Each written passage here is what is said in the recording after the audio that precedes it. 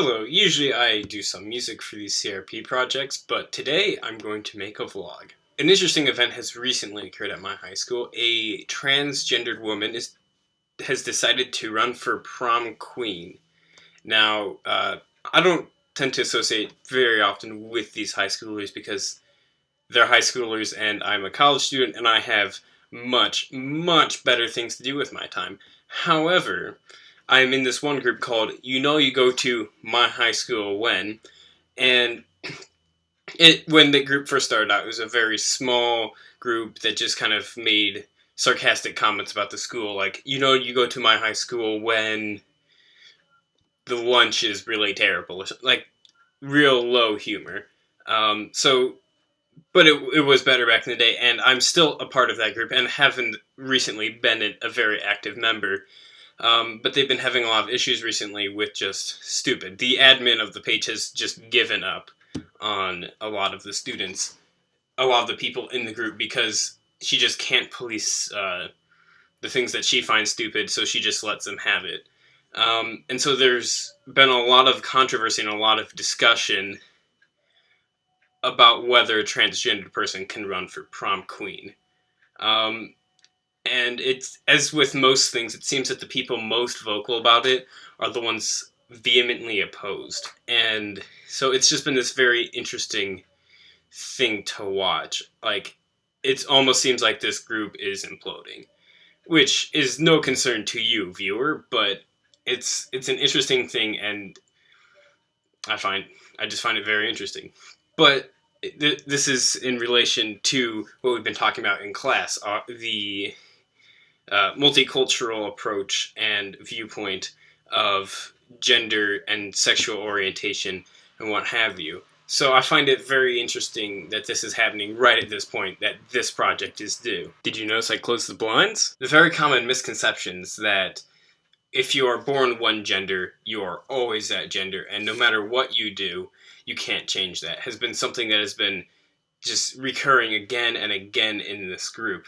And just arguing just idiotically. I saw one person who, and relating to sexual orientation, they said that you choose to be gay, that you are not born that way, and that's saying that you didn't choose to be gay, that you're just that way, is like saying that if you're falling off a mountain, it's not because you chose to jump, you just happened to fall off a mountain, which is just incredibly incorrect, and just kind of, it saddens me to know that there are people in my high school where I went that feel that way. It doesn't necessarily surprise me, but it makes me sad to know that those people exist and are such a prevalent majority. A lot of the people are going that way. And a lot of the people very active in the group are saying that.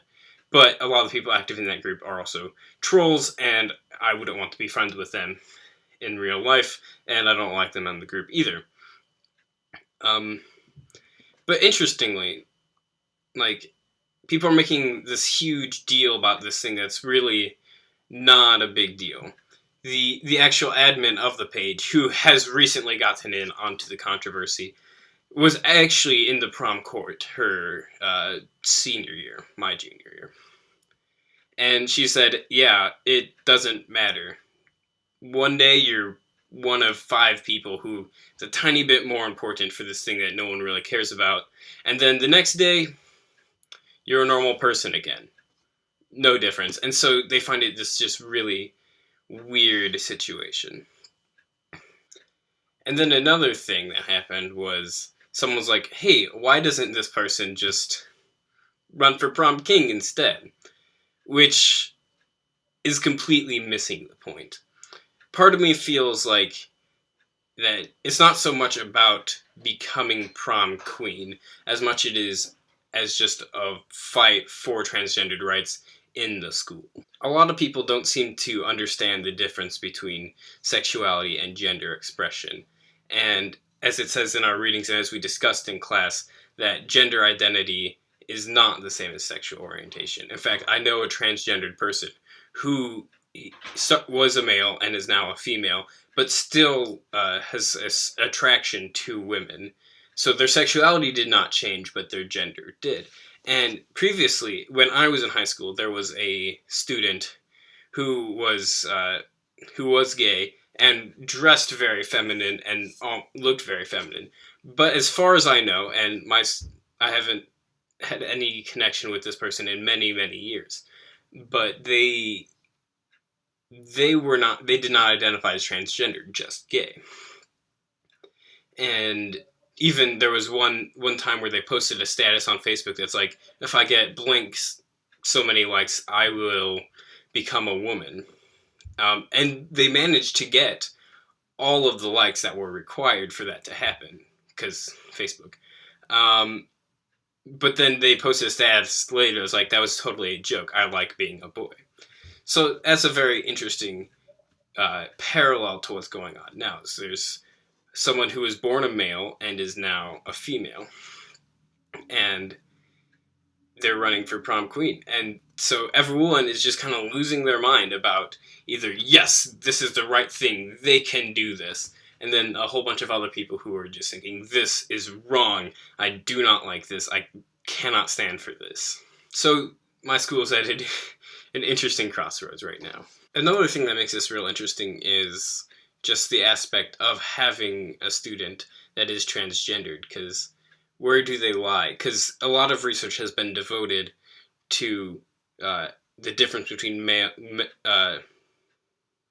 cisgendered males and females, and in education, and how to appropriately teach to those both groups in an equitable situation.